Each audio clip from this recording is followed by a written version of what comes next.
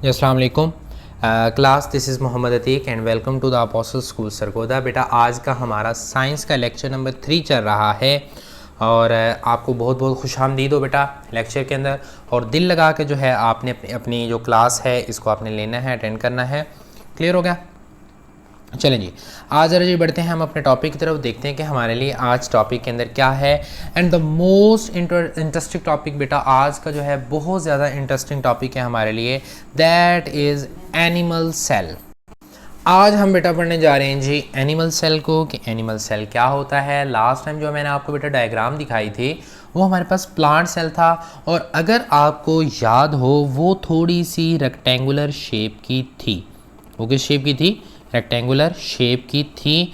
और हमने कहा था कि जो होता है प्लांट सेल होता है वो आपके पास इस शेप की थी। वो मैंने आपको कहा था कि जो प्लांट सेल होता है उसकी सेल वाल होती है, जिसकी वजह से उसकी जो शेप होती है वो थोड़ी सी मेरे बेटे क्या हो जाती है, रिजिड हो जाती है। इस वजह से कि वहाँ पे सेल वाल है और सेल वाल को अंदर जो होता है सेलुलोज होता है और वो ख़ास पैटर्न के ज़रिए अरेंज होता है, इस वजह से उसकी शेप क्या हो जाती है, रिजिड होती है। आज हम पढ़ने जा रहे हैं जी एनिमल सेल। और एनिमल सेल जो होता है वो बेटा अमूमन जो है वो राउंड होता है। राउंड भी नहीं होता है एक्चुअली।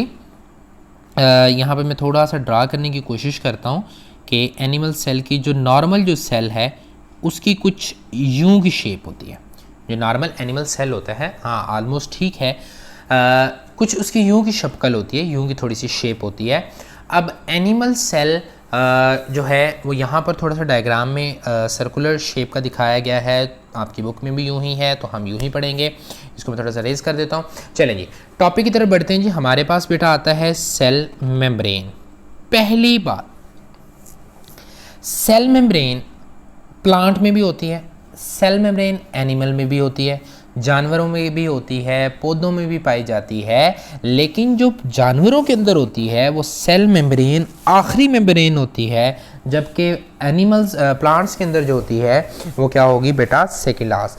प्लांट के अंदर ये वाली लेयर के बाहर भी एक लेयर होती है जिसे सेल वाल कहते हैं, जबकि जानवरों के अंदर एनिमल सेल के अंदर ऐसा नहीं होता। चलिए आगे बढ़ते हैं जी। हमारे पास आता है कि न्यूक्लियस के बारे में। न्यूक्लियस की अगर मैं बात करूं तो न्यूक्लियस उसका साइड पर होता था। आपने देखा था वो बिल्कुल तकरीबन जैसे ये है, वो एक बिल्कुल कोने में लगा होता था न्यूक्लियस, ठीक है। एक कॉर्नर पे न्यूक्लियस का लगा होता था, जबकि इसका जो न्यूक्लियस है वो कहाँ पर मौजूद है, सेंटर के अंदर मौजूद होता है। ठीक हो गया बेटा। उसके बाद साइटोप्लाज्म की अगर मैं बात करता हूँ कि जो नेक्स्ट हमारे पास आता है वो हमारे पास साइटोप्लाज्म है। उसका साइटोप्लाज्म बहुत थोड़ा सा होता था, लेकिन ये वाला जितना भी रीजन है ये सारे का सारा इसका क्या है, साइटोप्लाज्म है। उसके अंदर लार्ज वैक्यूल होता था, वैक्यूल की वजह से उसका साइटोप्लाज्म बहुत थोड़े से एरिया पर रह जाता था, सिर्फ लाइनिंग ही होती थी। चलेंगे वैक्यूल के बारे में बात करते हैं जी। वैक्यूल इसका देखें ज़रा, ये भी वैक्यूल यहाँ पे मौजूद है, इसी तरह यहाँ पर ये वैक्यूल मौजूद है, इसी तरह हमारे पास यहाँ पर ये वैक्यूल मौजूद है, ये वैक्यूल्स मौजूद हैं, और ढेरों आप देख सकते हैं कि हर जगह पर ये वैक्यूल्स मौजूद हैं। लेकिन जबकि प्लांट सेल के अंदर क्या होता था, एक बड़ा सा लार्ज वैक्यूल एक ही जगह पर पाया जाता था। एक वैक्यूल होता था, वो एक सेंटर के अंदर पाया जाता था, और वो क्या करता था, न्यूक्लियस को एक साइड पे धक्का दे देता था, एक साइड पे पुश कर देता था, और न्यूक्लियस एक साइड पर लग जाता था। लेकिन एनिमल सेल के अंदर क्या होता है कि वैक्यूल चूंकि छोटा होता है और काफ़ी ज़्यादा पाए जाते हैं वैक्यूल, न्यूमरस इन नंबर होते हैं, इस वजह से मेरे बेटे यहाँ पर न्यूक्लियस बड़ा होता है। अब क्या हुआ कि हमने ये सारे ऑर्गेनेल्स को देख लिए। अब थोड़ा सा हम स्लाइड में देखते हैं कि आगे हमारे पास क्या है जी। हमने आगे बेटा इनके फंक्शन पढ़ने हैं कि न्यूक्लियस की क्या फंक्शन है। जो काम बेटा वहाँ पर न्यूक्लियस का था, किस में थोड़ी सी हमने गौर करनी है। कहाँ पर हमने न्यूक्लियस पढ़ा था, लास्ट टॉपिक के अंदर हमने पढ़ा था जो काम वहाँ पर न्यूक्लियस का था, आज भी इधर भी न्यूक्लियस का वही काम है जो कहाँ था बेटा, प्लांट सेल के अंदर था। वही काम सेम कहाँ पर मौजूद होगा, एनिमल सेल के अंदर मौजूद है। तो बेटा वहाँ पर हम इसको थोड़ा सा रीड करते हैं कि हमारे पास ये लिखा हुआ है कि central control of cell containing the DNA which combine with the protein to form a condense structure that is called chromosome. वहाँ पर क्या था कि न्यूक्लियस जो होता है वो सेंट्रल कंट्रोल ऑफिस होता है, ऐसे ही है जैसे ब्रेन है हेडक्वार्टर होता है, वो क्या करता है, तमाम तरह एक्टिविटीज़ को कंट्रोल कर रहा होता है। और यहाँ पर भी बेटा हमारे पास न्यूक्लियस क्या करता है, तमाम तर एक्टिविटीज़ को कंट्रोल करता है। And nucleus is responsible for all the chemical reactions and all the synthesis of the protein और any other material in the cell. और हमारे पास वो एक प्रोटीन के साथ मिलते हैं, और प्रोटीन आपको वैसे नेम में बता देता हूँ, हिस्टोन प्रोटीन कहते हैं। उसके बाद हिस्टोन H1 H2A और B होता है, फिर आगे जो है इसकी 5 टाइप होती हैं। लेकिन आपने जो है सिर्फ ये कह लें कि प्रोटीन के साथ मिला होता है, मज़ीद इसमें आपको उलझने की ज़रूरत नहीं है। चलिए न्यूक्लियस की बात होगी हमारे पास, ये हमारे पास न्यूक्लियस था। आगे हम ज़रा देख लेते हैं जी साइटोप्लाज्म को। ये हमारे पास साइटोप्लाज्म है जी। साइटोप्लाज्म को ज़रा रीड करते हैं कि जैसे वहाँ पर भी एक जेली लाइक फ्लूइड था, यहाँ पर भी ये क्या है, जेली लाइक फ्लूइड है। तो आप कहेंगे कि jelly like fluid in cell in which all the organelle float. वो कहते हैं कि ज़रा हम ज़रा पीछे जाके एक बार देखते हैं कि ये सारे का सारा हमारा एरिया जेली लाइक फ्लूइड है। देखो ना, सारी ये वाला जहाँ पर ये कर्सर मैं लेकर जा रहा हूँ, ये सारा एरिया क्या है, जेली लाइक फ्लूइड है। अब ये भी ऑर्गेनेली है, ये भी यहाँ पे ऑर्गेनेली है, ये भी ऑर्गेनेली है, ये भी ऑर्गेनेली है, यानी कि हर ऑर्गेनेली इसके अंदर तैर रही हैं।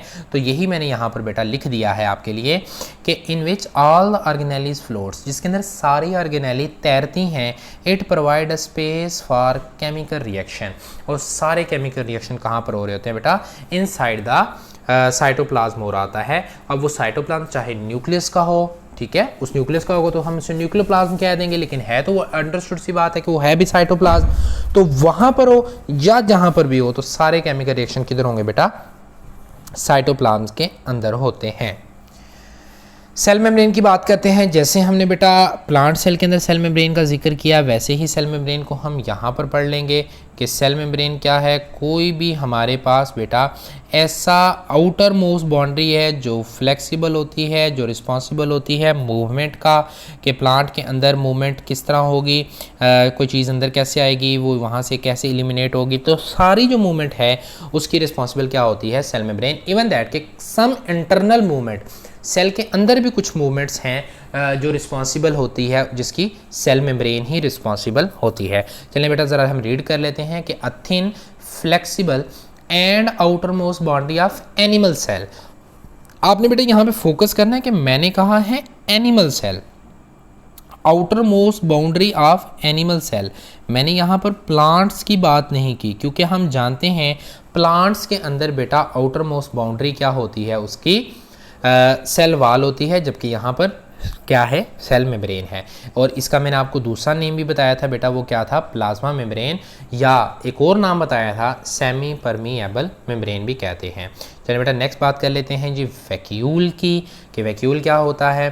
तो वो देख लेते हैं। कहते हैं कि storage organelle that store waste and water for plant so it will be use in the future. चलें जी, प्लांट मैंने यहाँ पे लिख दिया है, वैसे यहाँ पे प्लांट भी हो सकता है, यहाँ पर आप एनिमल भी कर सकते हैं।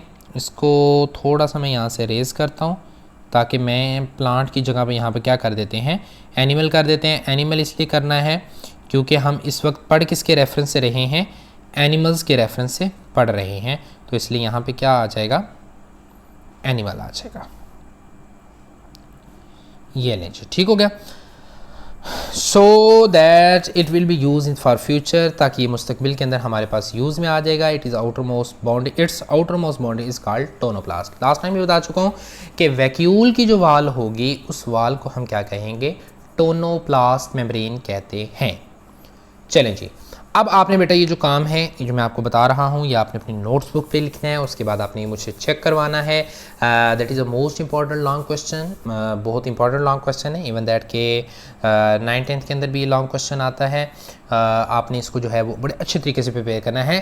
क्वेश्चन यही है, थोड़ी सी जो है वो हायर लेवल पर थोड़ा सा एड अप हो जाएगा, बाकी सारी चीज़ें सेम होंगी। एनिमल सेल यहाँ पर आ गया हमारे पास, प्लांट सेल यहाँ पे आ जाएगा। एनिमल सेल में मैंने कहा कि cell wall is absent in animal cell. आपको बताया था कि जानवरों के सेल के अंदर तो सेल वॉल नहीं होगी। क्यों? क्योंकि इनके सेल के गिर तो ज़रूरत ही नहीं है, क्योंकि ये मूव कर सकते हैं, अपने आप को बचा सकते हैं, डेंजर से दूर जा सकते हैं, अपनी प्रोटेक्शन खुद कर सकते हैं, जबकि प्लांट ऐसा नहीं कर सकते। तो बिल्कुल मेरे बेटे इसका अपोजिट आपने लिखना है, cell wall is present in plant cell. यानी कि सेल वाल यहाँ पर नहीं होती, जबकि यहाँ पर सेल वाल हमारे पास मौजूद होती है। पॉइंट नंबर 2 कहते हैं कि centrioles are present. Animal cell के अंदर सेंट्रियोल्स क्या होते हैं, मौजूद होते हैं, क्योंकि इनका शेप जो होती है, आपको मैंने बताया कि एनिमल सेल की जो शेप होती है बेटा वो फ्लेक्सिबल होती है, वो अपने आप को ड्यूरिंग द सेल डिवीजन अपने आप को कंटैक्ट करने के बाद मेम्ब्रेन्स को सेपरेट कर लेता है। लेकिन प्लांट सेल ऐसा नहीं कर सकते, तो इसलिए उनके अंदर फ्रेगमोप्लास्ट बनती है, गोल्जी वेसिकल्स जो होती हैं वो आके दरमियान में सेपरेट कर लेती हैं। तो आपने इतना याद रखना है कि सेंट्रियोल्स आर प्रेजेंट, जबकि यहाँ पे सेंट्रियोल्स आर एब्सेंट, इसमें सेंट्रियोल्स नहीं पाए जाते। पॉइंट नंबर 3 बेटा हमें पता है कि एनिमल सेल जो होते हैं इनका कलर ग्रीन नहीं होता। आपको मैंने बताया था कि ग्रीन कलर क्लोरोप्लास्ट की वजह से होता है, क्लोरोफिल उसके अंदर क्लोरोफिल होता है, उसकी वजह से होता है। चूँकि ये फोटोसिंथेसिस नहीं करता तो animal cell chloroplast are absent in animal cell, कि एनिमल सेल यानी कि जानवरों के सेल के अंदर क्लोरोप्लास्ट मौजूद नहीं होगा, जबकि chloroplast are present in plant cell, यानी कि प्लांट सेल के अंदर क्या मौजूद रहेगा बेटा, क्लोरोप्लास्ट, जबकि एनिमल सेल के अंदर क्लोरोप्लास्ट नहीं होगा। पॉइंट नंबर 4 में बात करता है कि there are several smaller vacuole are present. ये अभी हमने देखा कि ये लास्ट टाइम स्लाइड, चलिए मैं मूव कर लेता हूँ बैक साइड पे। ये देखें कितने वैक्यूल्स मौजूद हैं, ये सारे के सारे ये जो डॉटेड्स हैं ये सारे के सारे क्या हैं, हमारे पास वैक्यूल्स ही तो हैं। देखिए कितने ज़्यादा वैक्यूल हैं, लेकिन हमने जो प्लांट सेल की बात की थी वहाँ पर एक ही बड़ा वैक्यूल पाया जाता था, बाकी वैक्यूल्स नहीं होते थे। चलें जी, फिर हम देख लेते हैं जी, इसको रीड कर लेते हैं। There is a large vacuole present, there is large size vacuole is present. 2 दफ़ा एक जुमले में इज़ नहीं आता, लेकिन ये मिस्टेकनली यहाँ पे एडअप हो चुका है, तो इसलिए एक इसको यहाँ से विनेश कर देते हैं, ख़त्म कर देते हैं। चलिए, there is large size vacuole present. यहाँ पर प्लांट सेल की अगर मैं बात करता हूँ तो प्लांट सेल में क्या है बेटा, एक लार्ज साइज़ का क्या पड़ा है, वैक्यूल है, जबकि एनिमल सेल में छोटे छोटे वैक्यूल पाए जाते हैं। चलें जी, आगे हम देखते हैं जी। एनिमल सेल के अंदर हमने ये थोड़ी सी गौर करेंगे, सारी चीज़ें मैं आपको बता चुका हूँ, अब बस उन्हीं को मैं क्वेश्चन की फॉर्म के अंदर आंसर की शक्ल में लिख रहा हूँ। Nucleus is present in the centre of cell. Animal cell के दरमियान में न्यूक्लियस होता है, जबकि प्लांट सेल के जो है वो एक साइड पे हो जाता है। अब क्वेश्चन अगर आपसे वो कर लेता है कि प्लांट सेल का जो न्यूक्लियस है वो एक साइड पर क्यों जाता है, तो आपने बेटा उसको कह देना है कि उसके दरमियान में एक बहुत बड़ा वैक्यूल पाया जाता है और उस वैक्यूल की वजह से वो एक साइड पर धंस जाता है। नेक्स्ट पॉइंट को देखते हैं। Cytoplasm exist in thin layer form. ठीक है, ये थोड़ी सी इसमें गड़बड़ हो चुकी है, इसको मैं अभी करेक्ट कर देता हूँ। चलें बेटा, इसको हम cytoplasm fill all the space, के जो साइटोप्लाज्म होता है एनिमल सेल का वो हर जगह पर मौजूद होता है और वो थोड़ा बड़ा होता है, लेकिन cytoplasm reduce to a thin line, जो प्लांट का जो साइटोप्लाज्म होता है वो थोड़ा कम होता है, वो रिड्यूस किया होता है, वैक्यूल पुश कर देता है सारा लिक्विड साइड पे, तो इस वजह से। It has a flexible shape, जैसे अभी मैंने आपको ड्रा करके दी कि जो एनिमल सेल होती है उसकी शेप फ्लेक्सिबल होती है, जबकि इसकी शेप क्या होती है, रिजिड होती है, due to presence of large cell wall. चलें जी, सेल डिवीजन को पढ़ लेते हैं। The division in which cell make its copies called division of cell. वो कहता है कि ऐसी तकसीम, सेल की तकसीम क्या होती है जिसके अंदर वो अपनी कॉपी को बनाता है सेल, उसको उसको डिवीजन कहते हैं। सारे का सारा कंटेंट सेल के पास, एक न्यूक्लियस है वो 1 से 2 करेगा, एक राइबोसोम है तो 2 करेगा, एक वैक्यूल है तो 2 करेगा, एक माइटोकॉन्ड्रिया है तो 2 करेगा, यानी कि हर एक ऑर्गेनेली को डबल करेगा। अगर 1000 सेल है, न्यूक्लियस है, तो 1000 न्यूक्लियस यानी कि 2000 न्यूक्लियस बनाएगा। तो बना के दरमियान में से उसको एक एक हिस्सा कर देगा, तो आधा सेल आधा कंटेंट ले जाएगा, आधा सेल आधा कंटेंट ले जाएगा। इतनी सी बेटा ये हमारे पास बात है, उसको पढ़ लेते हैं। In dividing cell all the content of cell copied, यानी कि उसको कॉपी किया जाता है। And the cell invaginate, cell membrane जो होती है वो अंदर को धंसती है। And separate the content of cell, hence the cell is divided into 2, यानी कि सेल जो होता है वो 1 से 2 में तकसीम हो जाता है, सारे का सारा कंटेंट जब सेपरेट हो जाता है। इनवेजिनेट का मतलब होता है बेटा अंदर को धंसना। इसको मैं थोड़ा सा बता देता हूँ कि ये एक सेल है, ये यहाँ पे शो कर रहा हूँ, ठीक है। चलिए इसको थोड़ा सा खूबसूरत करके बना देते हैं जी। ये हमारे पास एक सेल हो गया, ठीक है। अब इसकी ये जो मेम्ब्रेन होगी ये यहाँ से अंदर को धंसेगी और यहाँ को थोड़ी सी अंदर को इन्वेजिनेट होगी। तो उसको मैं देखता हूँ वो कुछ यूँ हो जाएगी, यूँ होगी, तो फिर आहिस्ता आहिस्ता ये भी अंदर सेपरेट हो जाएगी। अब देखें एक सेल जो है हमारे पास वो ये बन गया और दूसरा सेल हमारे पास ये बन गया, ठीक है। इस तरह एक से दो सेल में तकसीम हो जाएगा। चलें जी, डिवीजन ऑफ लेबर की बात करते हैं। डिवीजन ऑफ लेबर से मुराद होता है कि बेटा हर सेल अपना काम करेगा, यानी कि जो रोटी हज़म करने वाले सेल हैं वो सांस नहीं लेने के में मदद करेंगे, जो सांस लेने वाले हैं वो रोटी हज़म करने में मदद नहीं देंगे। यानी कि हर काम की, हर सेल की एक अपने फंक्शन है, उसको हम कहते हैं डिवीजन ऑफ लेबर कहते हैं। तो डिवीजन ऑफ लेबर को बेटा थोड़ा सा हम ब्रीफली देख लेते हैं, इसको रीड करते हैं। The term refer that each cell is specialise for performing a special task, यानी कि हर सेल का एक अलग काम है। मेरे ज़ुबान वाले सेल हैं, इनका काम क्या है? टेस्ट को चखना, बोलने में, चबाने में मदद देना। ये कभी भी जाकर दिल का काम नहीं शुरू करेंगे। इनके दिल के काम का क्या, दिल के सेल का काम क्या है कि वो ब्लड को जो है वो पंप करते हैं। ये कभी भी हेल्प नहीं करेंगे जाके उनकी ब्लड को पंप करने में, क्योंकि इनका काम नहीं है। आँखों के काम है, सेल का काम है देखने में मदद देना। वो कभी भी जाकर नाक की जगह सूंघेंगे नहीं, क्योंकि उनका काम क्या है? सिर्फ देखना। तो इसी काम को डिवीजन ऑफ लेबर कहते हैं। फॉर एग्जाम्पल भी बेटा दी है, red blood cell are responsible for carrying oxygen. Red blood cell खून का काम होता है हमें सांस लेने में मदद देना। They will not involve in digestion of food, ये कभी भी रोटी हजम करने में मदद नहीं देंगे। दूसरी एग्जांपल बेटा मैंने दी है, nerve cell is responsible for coordination in body. Nerve cell का काम होता है कि एक से हिस्से को दूसरे हिस्से के साथ कनेक्ट करना, तारों का काम करते हैं, फाइबर का काम करते हैं। ये बेटा कभी भी दूसरी जगह पर काम नहीं करेंगे, जैसे कि फेफड़ों में जाके सांस लेने में मदद नहीं देंगे, ठीक है। गुर्दे के अंदर जाके वहाँ पर ये कभी भी खून साफ़ करने का काम नहीं करेंगे। वो नेफ्रॉन नहीं करना है, इन्होंने जाके वहाँ पे काम नहीं करना। यहाँ तक क्लियर होगा बेटा?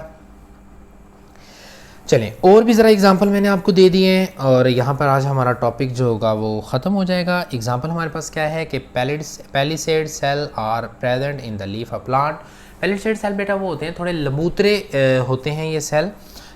लंबूतरे कुछ यूँ मैं ड्रा कर देता हूँ। यहाँ पर इनकी शक्ल ना कुछ यूँ होती है, जैसे टेस्ट ट्यूब होती है ना, जैसे क्या होती है, टेस्ट ट्यूब होती है, वैसे ये भी क्या होते हैं, थोड़े लंबे लंबे होते हैं, ऐसे सेल होते हैं, ठीक है, लंबूतरे। और ये अंदर ग्रीन कलर इनके होता है क्योंकि इनमें क्लोरोप्लास्ट होता है, और ये फोटोसिंथेसिस में क्या करते हैं, मदद देते हैं। चलें रीड करते हैं कि palisade cell they contain a chlorophyll pigment that is used for absorption of sunlight. सूरज की रोशनी को एब्जॉर्ब करने में मदद देते हैं। Hence involve in the photosynthesis, इस तरह ये खुराक की तैयारी में भी मदद दे रहे हैं।